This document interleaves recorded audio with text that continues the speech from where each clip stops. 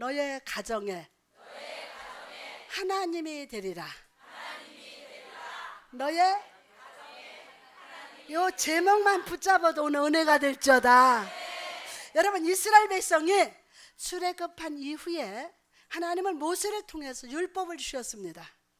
이 율법은 이스라엘 백성이 이제는 애굽의 노예가 아니라 하나님 안에서 자유하며 하나님의 백성으로서 어떻게 살아야 하는지를 가르쳐주는 척도가 있었습니다. 뭐가 있었어요? 척도가.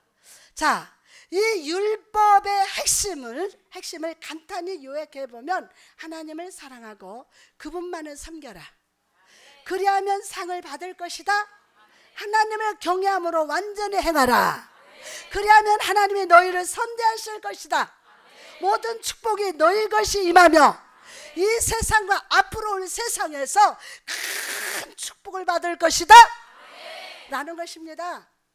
자, 여러분, 하나님을 경외하고 하나님의 뜻대로 살면 복을 주시겠다는 거예요. 아멘. 자, 전제 하나님을 경외하고 하나님의 뜻대로 살면 복을 주신다.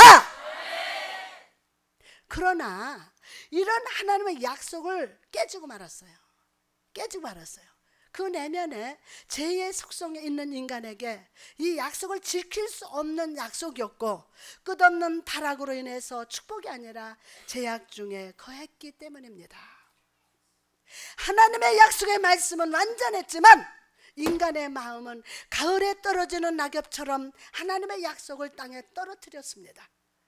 이렇게 연약한 죄인들을 향하여 하나님은 새로운 언약, 새로운 말씀을 주셨는데, 그것은 바로 은혜의 말씀, 은혜의 언약임을 믿으시기 바랍니다. 이 은혜를 받을지어다. 은혜의 언약을 받을지어다. 아멘. 요한복음 3장 16절에 하나님의 세상을 이처럼 사랑하사 독생자를 주셨으니 이는 그를 믿는 자마다 멸망하지 않고 영생을 얻게 하려 하심이라. 하나님이 주신 새로운 은혜의 언약은 우리 행위에 기초를 두지 않습니다. 우리 행위에, 와, 이 말씀이 나는 너무 은혜가 돼. 하나님의 주신 새로운 은혜의 언약은 우리 행위에 기초를 두지 않습니다. 이 언약은 전능자 하나님과 인간의 대표자 되시는 예수 그리스도 사이에 맺혀진 언약입니다. 예수 그리스도의 십자가 안에서 모든 것이 성취되었다. 그 사실을 믿어주면 아멘. 하나님의 은혜와 축복이 나의 것이 되었어요. 십자가에서 이뤄낸 모든 것이 내 안에 와 있다. 더 크게 아멘.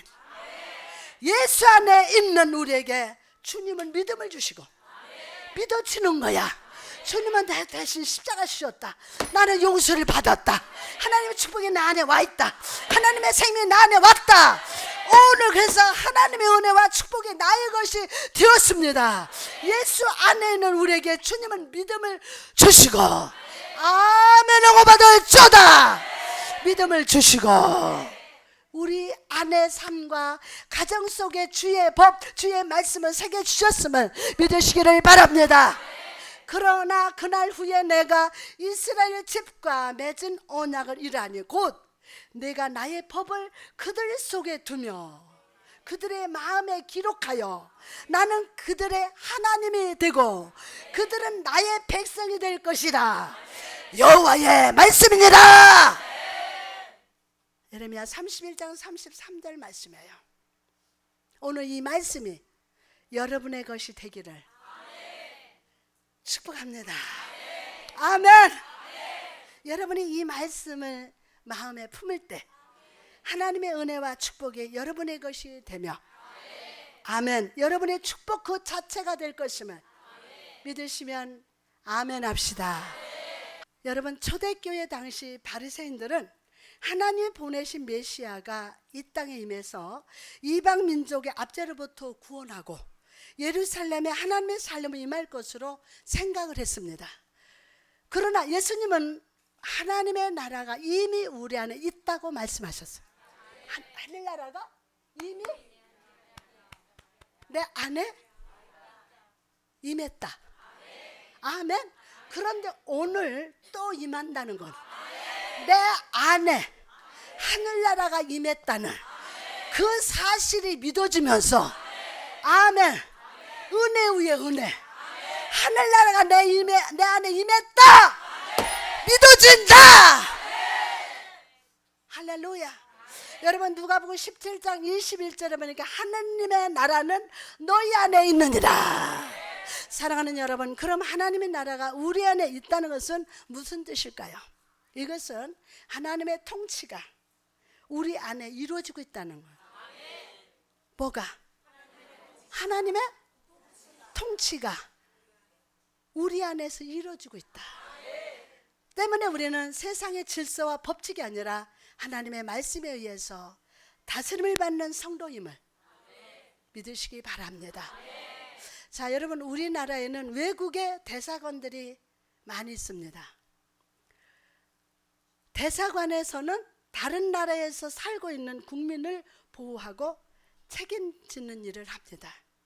때문에 대사관이 가지고 있는 특별한 권한이 하나 있는데 바로 치외법권입니다. 치외법권. 자, 이것은 대사관 안에서는 다른 나라의 법에 침해를 받지 않는다는 거예요. 이와 마찬가지로 하나님의 나라가 우리 안에 거할 때 우리는 사단의 제의 법에 구속받지 않습니다. 아멘 합시다. 또한 어떠한 유혹에도 넘어지지 않고 하나님의 은혜의 법 안에서 하나님의 은혜의 법 안에서 자유를 누리게 됨을 믿으시면 아멘 합시다. 나가서 하나님의 나라가 그 안에 있는 사람은 세상의 시간이 아니라 영혼의 시간 속에 살아갑니다. 세상 사람들에게 있어서 세상 사람에게 있어서 시간은 흐르는 강물과 같고 마지막 잎새를 흔들고 있는 메마른 나무와 같습니다. 다시 말해서 우리는 세상 시간이 아니라 하나님의 영원하신 섭리와 계획 가운데 거하며 그분의 뜻을 성취하며 살아가는 존재라는 거예요. 때문에 하나님의 영원 가운데 거하는 사람은 지금의 삶이 힘들고 어렵다 할지라도 낙심하거나 하나님을 향해서 원망하지 않습니다. 요셉을 보십시오. 그는 지금 감옥에 있었습니다. 형들에 의해서 애굽으로 팔려왔고 보디발의 종으로 섬겼고 억울하게 누명을 써서 무려 2년이 넘도록 감옥에 있었습니다. 그러나 그는 하나님을 향해 원망하거나 불평하지 않았습니다. 왜 그렇습니까? 그의 내면에 하나님이 주신 꿈이 있었기 때문입니다. 하나님 주신 꿈이 있었어. 아멘. 저도 정말 힘들고 어려웠지만 하나님의 얘야, 내가 너를 부디같이 들었으리라. 힘들고 어려울 때마다 저는 내 마음에 그 꿈이 있었어요. 꿈이 있어서 두가문하게도 힘들고 어려워도 와, 우리 딸 중환자실에 수없이 들어갔을 때도 이 딸을 하나님이 쓰신다. 아멘. 그 꿈이 있었어. 여러분 안에 꿈이 있습니까? 오늘 꿈이 회복돼야 돼. 아멘. 꿈이 있기 때문에 그 내면에 하나님이 주신 꿈이 있었기 때문에요. 그 자신이 하나님의 영원한 시간 섭리 안에 거하고 있음을 알았기 때문이에요. 그리고 이런 믿음 위에 하나님은 축복으로 기름 부어주시고 형통하게 하사 애굽의 총리로 높여주셨습니다. 사랑하는 성도 여러분, 혹시 이 자리에 삶 속의 고난과 어려움으로 인해 고통받는 자가 있습니까? 이 세상의 시계를 바라보지 말고 이 세상에 떨어지는 낙엽을 바라보지 말고 세상의 시간 밖 영원 속에 존재하는 섭리의 시계, 하나님의 은혜의 시계를 바라보는 자가 됩시다. 뿐만 아니라 하나님의 영원의 시간 속에 있는 가정은 하나님으로 말미암아 특별한 가정이 됩니다. 여러분, 특별하다는 말이 무슨 뜻입니까? 특별하다, 이것은 보통이 아닌 다른 것보다 뛰어나다라는 뜻입니다. 하나님의 나라가 그 내면에 임한 자는 하나님의 능력이 나의 능력이 되며, 하나님의 능력이 나의 능력이 되며, 하나님의 지혜와 지식이 나의 것이 되며, 실패가 아니라 믿음의 말, 성공의 말을 하며 사는 자임을 믿으시기 바랍니다. 오늘 여러분의 가정도 세상의 지식과 능력이 아니라 하나님의 능력과 지혜로 특별한 가정 되시기를 주님의 이름으로 축복합니다. 그래서 여러분의 가는 곳마다 축복이 따라다니고, 여러분의 말할 때마다 메마른 삶의 나무에 축복의 열매가 자라나며, 여러분이 기도할 때 낙심과 상처로 메말라버린 삶의 자리에 은혜의 소낙비가 내리는 역사 일어날 줄 믿습니다. 아멘. 그러므로 사랑하는 여러분, 오늘 하나님의 약속의 말씀, 은혜의 말씀을 여러분 마음에 품읍시다. 곧 내가 나의 법을 그들 속에 두며 그들의 마음에 기록하여 나는 그들의 하나님이 되고 그들은 내 백성이 될 것이라. 누구의 말씀이니라? 여호와의 말씀이니라. 오늘 삶과 가정 속에 이 말씀을 새기시기 바랍니다. 여러분 가정에 새기시고 여러분 마음속에 새기시기 바랍니다. 그럴 때 하나님 나라가 임합니다. 세상의 시간이 아니라 하나님의 영원한 시간, 은혜의 시간 안에 믿음으로 살아갑시다. 또한 하나님이 주신 능력과 지혜로 말미암아 특별한 삶을 사는 가정이 될 줄 믿습니다. 그럼 하나님의 약속 말씀, 가정 안에 머물 때 임하는 은혜가 무엇입니까? 첫째로 우리 삶의 발걸음을 인도해 주십니다. 여러분, 광야 위를 걷던 이스라엘 백성들을 낮에는 구름기둥, 밤에는 불기둥으로 인도하셨듯이 목자가 그 사랑하는 양을 지팡이와 막대기로 인도하듯이 주님은 우리의 삶과 가정을 주의 팔로 안으시고 축복의 땅으로 쉴만한 은혜의 물가로 인도해 주십니다. 이 말씀이 믿어질 자다. 에스겔서 20장 6절에 보니까 그날에 내가 내 손을 들어 그들에게 맹세하기를 애굽 땅에서 인도하여 내어 그들을 위하여 찾아 두었던 땅, 곧 젖과 꿀이 흐르는 땅이요 모든 땅 중에 아름다운 곳에 이르게 하리라 하고, 수고하고 무거운 짐진 자들아 다 내게로 오라. 내가 너희를 쉬게 하리라. 마태복음 11장 28절이죠. 그러므로 사랑하는 여러분, 더 이상 여러분의 인생의 배를 여러분이 움직이려 하지 말고 주님의 삶의 배에 선장으로 모셔드리시기 바랍니다. 그렇게 축복합니다. 주님은 우리 가정의 주변이 아니라, 주님은 우리 가정의 주변이 아니라 심중에 계시기를, 심중에 계시기에 합당하신 분입니다. 왜 여러분 가정에 우리 주님을 주변에 두시느냐고요? 우리 주님은 심중에 계시기에 합당하신 분이십니다. 세상 사람은 여러분을 무시해도 인정하지 않아도 주님은 여러분을 인정해 주시고 가장 친한 친구가 되어 주십니다. 그리고 우리를 축복의 항구로 인도해 주십니다. 사도 바울의 선교를 통해서 구브로와 안디옥과 이고디온 복음의 문이 열렸습니다. 또한 많은 이방인들이 예수 그리스도를 주로 고백하고 교회가 세워지는 역사가 나타났습니다. 사도행전 16장 5절에 보니까 이에 여러 교회가 믿음이 더 굳건해지고 수가 날마다 늘어가니라. 이런 붕의 역사가 나타나고 있을 때 갑자기 복음의 문이 딱 닫히기 시작했습니다. 바울은 비두니아로 가서 복음을 전하기를 원했지만 성령의 모든 길을 딱 막으셨어요. 다 막으셨어요. 여러분, 왜 주님은 바울의 길을 막으셨던 것일까요? 그것은 바울의 생각과 달리 더 좋은 길, 더 좋은 복음의 문이 있었기 때문입니다. 여러분의 삶에 지금 문이 다 닫힌 것 같지만 하나님은 더 큰 축복의 문을 열어주십니다. 사도행전 16장 9절에서 10절에 보니까 밤에 환상에 바울에게 보이니 마게도냐 사람 하나가 딱 서서 그에게 청하여 이르되 마게도냐로 건너와서 우리를 도우라 하거늘. 바울이 그 환상을 보았을 때 우리가 곧 마게도냐로 떠나기를 힘쓰니 이는 하나님이 저 사람들에게 복음을 전하라고 우리를 부르신 줄로 인정함이라.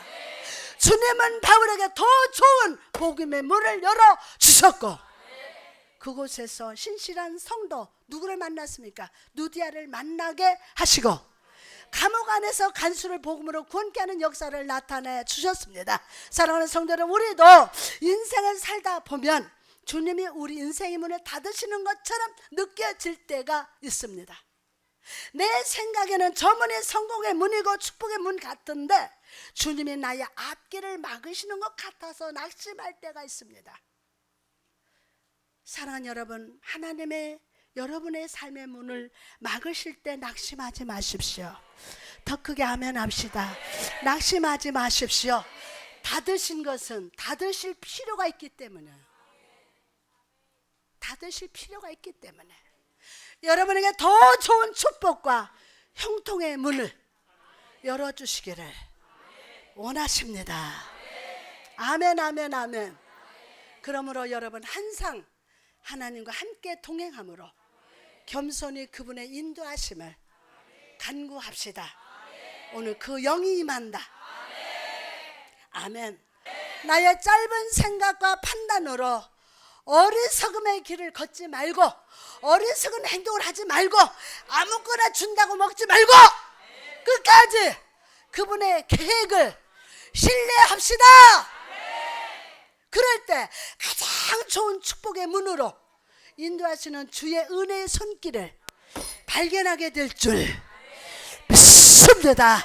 아멘, 아멘, 아멘. 세 번째로 가정 울타리를 해치는 작은 여우를 물리칩시다. 결혼은 하나님이 세우신 것 중에 가장 귀한 제도입니다.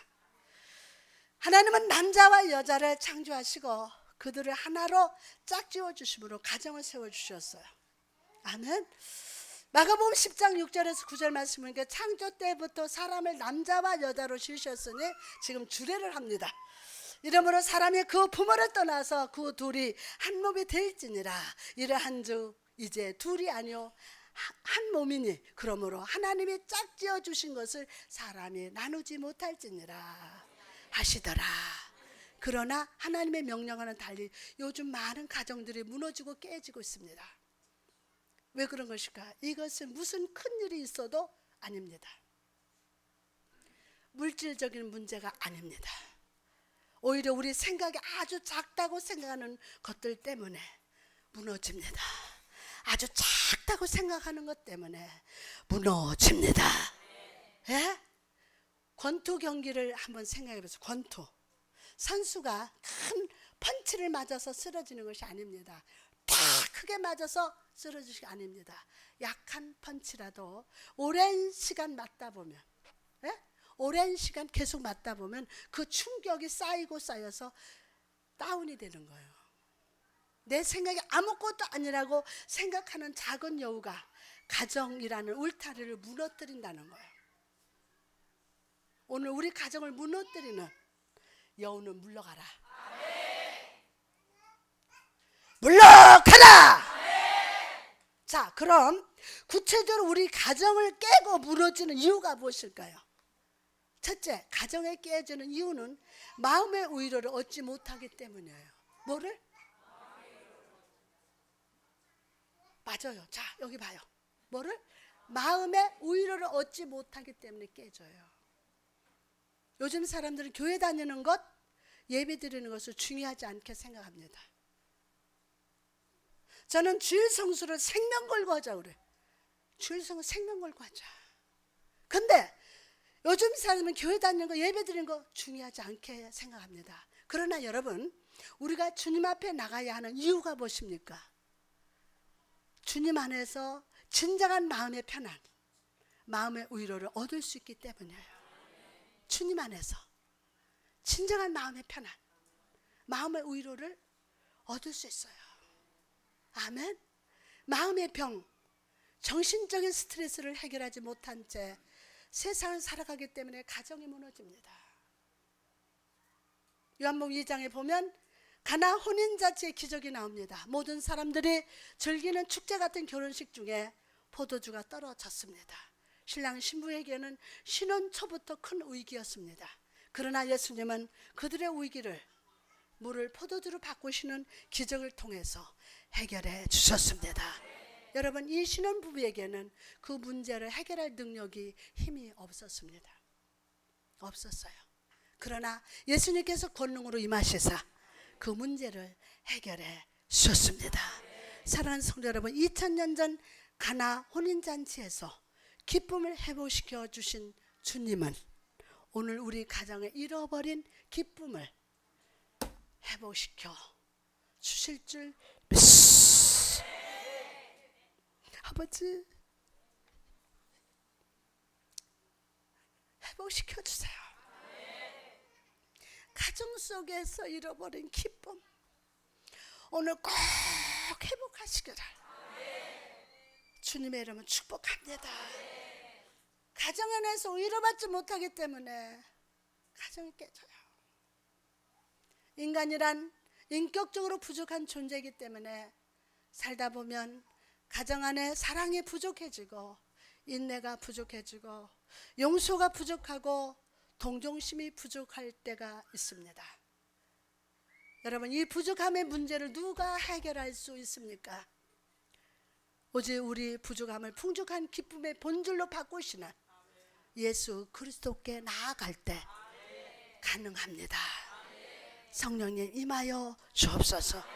예수가 우리 마음에 오실 때 우리 마음에 용서할 마음, 예수가 우리 마음에 오실 때 우리 마음에 용서할 마음, 사랑할 마음, 동정의 마음, 아멘, 사랑의 마음을 부어주십니다. 두 번째로 가정을 깨지는 이유는 서로의 장점을 칭찬하지 않기 때문입니다. 예? 가정에 들어가면 위로를 받지를 못해. 그래서 가정이 깨져. 두 번째, 가정이 깨지는 이유는 서로의 장점을 칭찬하지 않기 때문이에요. 부부간에 이미 오래 살아서 모든 것을 잘 알고 내 자녀도 그 누구보다 잘 알고 있는데 뭐 일일이 칭찬할 필요가 있느냐 라고 생각할지도 모릅니다. 그러나 여러분, 육체는 음식을 먹고 살아도 우리의 정신과 마음은 인정과 칭찬을 먹고 살아감을 잊지 마시기 바랍니다. 우리 가정 안에서 받는 인정과 칭찬이 한 사람의 자기 이미지를 형성하는데 정말 중요합니다. 또한 내가 가정 안에서 인정받고 칭찬을 받을 때 내가 얼마나 가치가 있고 중요한 사람인지를 깨닫게 됩니다. 지금 들으면서 남편은 날 인정 안 해줘요. 그러면 내가 계속 인정해주면 결국은 남편이 나를 인정한다. 아멘. 그러므로 여러분, 가정 안에서 장점을 칭찬하는 습관을 가집시다. 자기가 사는 자기 가정도 자기가 인정 못하는데 남한테 인정받길 바라면 안 되죠. 여러분의 가정을 먼저 인정해요. 여러분의 가정을 칭찬하고 축복하시기 바랍니다. 그럴 때 그 칭찬을 먹고 긍정적인 인격, 긍정적인 자아를 가지고 하나님이 주시는 꿈과 비전을 붙잡고 살아가게 될 줄 믿습니다. 세 번째로, 자녀에게 하나님을 체험하게 하지 않기 때문에 하나님을 체험하게 해야 돼요. 요즘 성도들을 보면 오늘 이렇게 자녀들을 둘씩 그저 막 드리고 와서 예배드리는 너무 축복이야. 너무 큰 축복이야. 자녀들을 하나님을 체험하게 해야 돼. 요즘 성도 여러분, 자녀에게 공부는 열심히 시키는 반면에 하나님께 가까이 가는 예배는 소홀히 할 때가 너무나도 많습니다. 신명기 6장에 보면 이스라엘 백성을 향한 모세의 설교가 기록되어 있습니다. 모세는 광야에서 새로 태어난 이스라엘 후손들을 어떻게 가르쳐야 하는지 설명하면서 이렇게 말합니다. 신명기 6장 20절에 보니까 후일에 내 아들이 내게 묻기를 우리 하나님 여호와께서 명령하신 증거와 규례와 법도가 무슨 뜻이냐 하거든. 여러분, 여기서 모세 내 아들이 묻거든 이라고 말을 자세히 보십시오. 이것은 다른 말이 아니라 부모된 자들이 자녀들의 입에서 하나님에 대한 질문이 나올 수 있도록 가르치라는 거예요. 아멘. 자, 그런데 부모 되신 여러분, 여러분의 자녀들이 하나님에 대해서 질문합니까? 하나님에 대해서 질문합니까? 네? 대답해봐요. 하나님에 대해서 질문하십니까? 아마 거의 안 할 겁니다. 그럼 왜 자녀들이 우리에게 하나님은 어떤 분이신지를 질문하지 않을까요? 그것은 부모된 우리가 하나님을 나의 하나님으로 만나지 못했기 때문이에요. 하나님을 나의 하나님으로 만나지 못했기 때문이에요. 자녀들에게 무조건 교회 열심히 다녀라, 말씀 봐라, 기도해라 말하기 전에 여러분이 체험했던 하나님을 가르치시기 바랍니다. 내가 체험한 하나님. 아멘? 내가 체험했던 하나님, 그 하나님을 가르쳐요. 저도 사역하다가 너무 힘들어서 수없이 내려놓고 싶었습니다. 그때마다 저를 붙잡아 주었던 것은 어린 시절 어머니가 제게 해주신 하나님의 말씀이었어요. 어머니가 하는 걸 보고 커요. 두려워 말며 놀라지 말라, 내가 너와 함께 하느니라. 나의 의로운 오른팔로 너를 붙들려라. 그래서 저는 걸어가다도 그렇지, 하나님이 내 오른팔을 붙들었지. 어린 시절 어머니 무릎에 누워서 들었던 이 말씀이 오늘도 저를 붙들어주고 있습니다. 그러므로 사랑하는 여러분, 여러분의 자녀에게 부모 여러분이 만난 하나님을 소개하시기 바랍니다. 내가 이렇게 하나님 만나고 이렇게 하나님을 체험했다라는 그 하나님을 소개하시기 바랍니다. 그걸 소개했어요. 공부해라. 넌 애가 왜 그러니?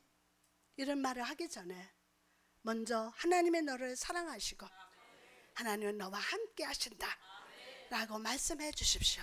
여호수아 4장 3절을 보니까 그들에게 명령하여 이르기를 요단 가운데 제사장들의 발이 굳게 선 그곳에서 12를 택하여 그것을 가져다가 오늘 밤 너희가 유숙할 그곳에 두게 하라 하시니라. 여러분, 또한 6절 이것이 너희 중에 표징이 되리라. 후일에 너희의 자손들이 물어 이르되 이 돌들은 무슨 뜻이냐 하거든 그들에게 이르기를 요단물이 여호와의 언약궤 앞에서 끊어졌나니. 아멘. 곧 언약궤가 요단을 건널 때에 요단물이 끊어졌으므로 이 돌들이 이스라엘 자손에게 영원히 기념이 되리라 하니라. 아멘. 아멘. 여호수아 4장에서 하나님은 요단강을 건너라고 하셨습니다. 요단 강물은 평소에는 개울가 수준으로 수위가 낮지만 개울가 같아요. 1년에 한 번 헬몬산에서 녹아내린 눈이 흘러내려와서 강이 범람한다고 합니다. 그런데 하나님은 강이 범람하는 그때 강을 건너라고 했습니다. 복귀를 맨 사람들이 강 앞에 서서 발을 내딛는 순간 강이 딱 갈라졌어요. 마른 땅이 되었고 복귀를 맨 사람들은 말라버린 요단강 앞에 서서 백성들이 다 건널 때까지 서 있습니다. 그때 여호수아는 12지파 중 한 사람씩을 뽑아서 복궤를 들고 서 있는 사람들 발 앞에서 돌을 하나씩 가져오게 했고 그것으로 기념비를 세우게 했습니다. 여러분, 여호수아가 왜 법궤를 들고 있는 사람의 발 아래에서 돌로 가져오게 했던 것입니까? 그곳이 하나님께서 기적을 베푸신 곳이기 때문입니다. 즉 그 돌로 기념비를 세웠다는 것은 하나님께서 놀라운 기적을 베푸신 곳을 기억하겠다는 뜻입니다. 아멘. 여러분, 여러분의 삶에 놀라운 기적과 축복을 베푸신 하나님을 자녀에게 가르치시기 바랍니다. 오늘 그 축복을 받을지어다. 그래야 그 자녀도 하나님을 나의 하나님으로 깨닫게 됩니다. 여러분이 축복받고 은혜 받은 그 자리에서 감사의 제단을 쌓으시기 바랍니다. 그럴 때 여러분의 자녀들도 하나님 앞에 감사의 제단, 예배의 제단을 쌓는 자녀가 될 줄 믿습니다. 할렐루야.